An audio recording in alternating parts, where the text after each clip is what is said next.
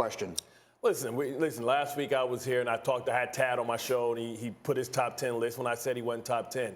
It's not a knock on him. It's not nothing wrong with being Jimmy Butler in the NBA, right? He's a good player, but he has to show us that he can step up and he can elevate his team when the guy across from him is considered a upper echelon quarterback. Listen, I've always said, like, the mark of if you're above Kirk Cousins, you're good. If you're below him, then you're average. And right now, Kirk Cousins is playing at a level we haven't seen him play at underneath this new offense. They're going to get a lot of the same with Dalvin Cook and running the football. Justin Jefferson might be the best receiver in the game. So Dak is going to have to answer. He's going to have to respond, because this isn't going to be one of those games where the defense of Dallas is just going to be able to dominate. You see what they're getting desperate, because they've made some additions on the defensive line. They thought Hankins was enough. That wasn't enough. They went out and got one of Dan Quinn's former teammates, Tariq, I forget his name. They hired another defensive lineman. Right. They're afraid that teams can run the ball on them, and that neutralizes Michael Parsons. Well, look, I mean, so that maybe this becomes more of a Dalvin Cook game than it is a Justin Jefferson game. One where it's an interesting way you look at it. Kirk Cousins, they call it the Mendoza line in baseball. And maybe it's the Cousins line in football. You got to be above that. I mean, we all think Dak is above that, right? Do you know that the Cowboys are favored in this game? Do you know that the Vikings are 8-1, coming off one of the biggest wins in the NFL this entire season? They're playing at home, and the Cowboys are a 1.5-point favorite on the road. That's kind of crazy. But the fate of the Cowboys relies on Dak. The fate of this team relies on his performance. How so?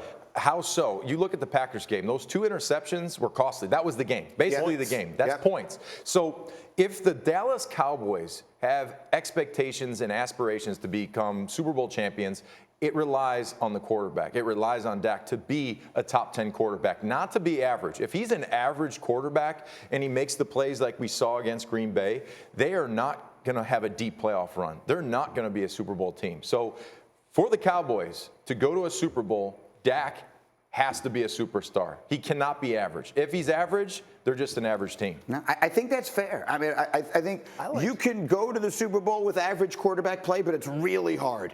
You have to not making that much money because the supporting cast isn't what he had last year. What do you think? I thought Jimmy Butler was a great comparison, because he is a guy that has elevated his team, right, beyond where a lot of people thought it would go. And he is a guy that has taken teams to the finals, even if you don't call him a top. So, yeah, I think Dak has to be that guy. Look, I mean, I think Ezekiel Elliott could be back this week.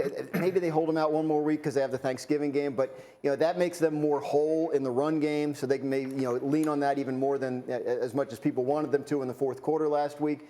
I think that the thing to watch is the defense. I mean, Dak, I think, is going to be Dak. You had a 28-14 lead in the fourth quarter.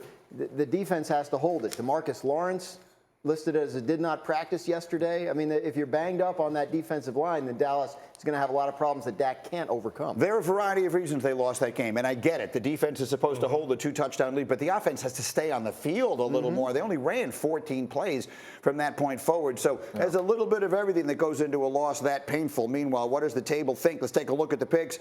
All right, but once again, we are split. Once again, the wrong side of the table likes the Cowboys over here. The players like the Vikings. You're riding with Minnesota. Minnesota, when you have a win like you had last week, the momentum is on your side. You start believing that you're a team of destiny. Like that was a quality win against a great opponent, arguably the best opponent in all of football. I understand there was a little luck involved in it, but sometimes better be lucky than good. This team is confident. This team is playing at a high level, and they have bona fide superstars. And Kirk Cousins is playing, I believe, at an MVP caliber level, and we have to start giving him credit and stop saying that he's solar powered. You know what? When Michael Irvin said before the season that his MVP was Kirk Cousins, we all laughed a little bit. Maybe Michael is going to wind up laughing last. Thank you for watching ESPN on YouTube. For live streaming sports and premium content, subscribe to ESPN+.